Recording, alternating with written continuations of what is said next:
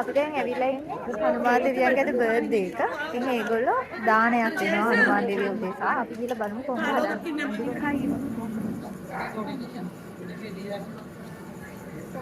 අර රොටි දාලා ගැඹුරු.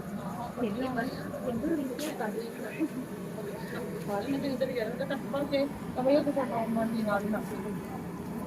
ඊ අර එතකොට ඒක පපඩම වගේ පිටට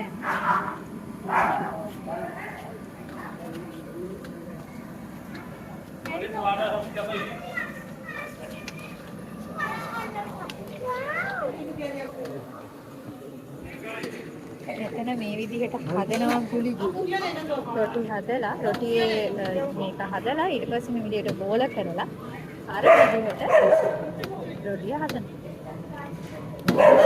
හදාගත්ත රොටිය ඊට පස්සේ මේකට දාලා යම්රු දෙලට දාලා බදිනවා. ඒක ඊට පස්සේ පුරිය. ඒකට තමයි අපි රස කර කර කන පුරිය කියලා කියන්නේ.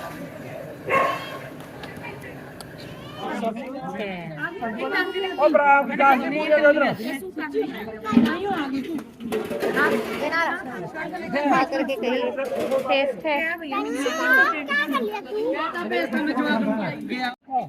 मैं तो खड़ा प्रसाद अभी कितना में जाए ना मैं खड़ा एक काला